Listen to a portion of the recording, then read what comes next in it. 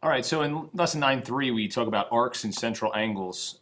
You've seen central angles when we talk about like pie charts or circle graphs, where we start an angle and its vertex is the center point of the circle. So the central angle simply is where the vertex is in the center, and then it's measured as a normal angle would be. An arc is just simply an unbroken part of the circle, and we'll talk about how to measure those versus a central angle later on. A minor arc lays between two endpoints of a radius. A minor arc also is generally smaller than 180 degrees. The major arc is the remaining part of the circle. So if, for instance, on this drawing, this minor arc was, say, 25 degrees, then the major arc would be the distance from that all the way around. So you would subtract the 25 from 360. If a diameter is the endpoints of the arc, then it splits the circle into semicircles, and that is also the measurement of 180 degrees for your minor and major arc. Looking at the protractor here, you can see where if we just change a circle, we can go all the way up to a certain amount. Once we hit 180, it still can continue in this direction, but now our minor arc becomes the distance from here to there. So if our major arc was 318, our minor arc would then be less that of 360.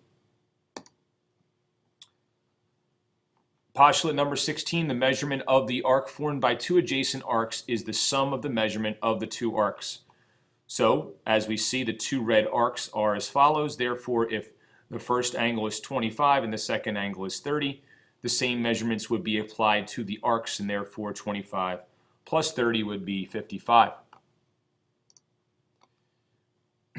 In the same circle or in two congruent circles, the two minor arcs are congruent if and only if their central angles are congruent. So if the central angle is 40 degrees for both, then you have x for both arcs equaling 40 degrees. Name the arc made by the given angle.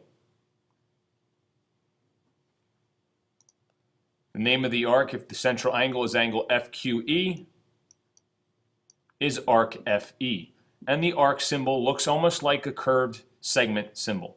Number 2, if the measure of angle 1 is the given central angle, then HI as the arc is correct. You can also say arc IH as well as arc EF. Name the central angle of the given arc. The central angle would be angle 1. And if ML is our arc here, we have MQL as the name of the arc, the angle that is the central angle. If an angle is given a name, the arc it makes. If an arc is given, name the central angle that is given. Okay, so in number 5 we have arc RS. So we have a angle of RQS. Now, the major arc given in number 6 is angle 1. The major arc would be going around the other side on an angle that's greater than 180 degrees. So the major arc for angle 1 is arc ACB, around the outside of the circle.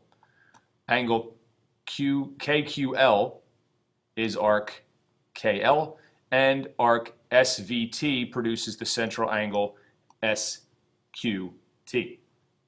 Hit pause and answer questions 5 through 15 now.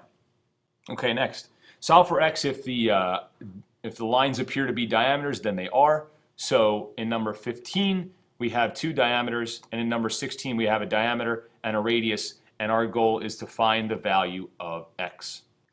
Central angle of 140 is given, so that means that we could set up an equation where 140 plus 6x minus 8 equals 180, and therefore you should have found that x equals 8. In this problem here, we have two congruent central angles which means 2x plus 186 equals 180, and then we have x equals -3. Hit pause and answer questions 16 through 19 now. In our last two examples, we have the measure of the arc or central angle indicated, and assume that if the lines are diameters, then they are. So we want to find the measure of arc WV. The measure of arc WV, it appears that WT is a diameter as well as SV is a diameter. So we could also put that we have two angles that equal 5x plus 10. And we could set up an equation as follows. Hit pause and answer questions 17 and 18. Hopefully you found that in number 17, the missing arc is WV as 50 degrees. And in number 18, the measure of angle VST was 105 degrees. In numbers 20 through 25, you have two concentric circles, and you have to find either the arc or the central angle given. Answer those questions, bring it in for homework tomorrow.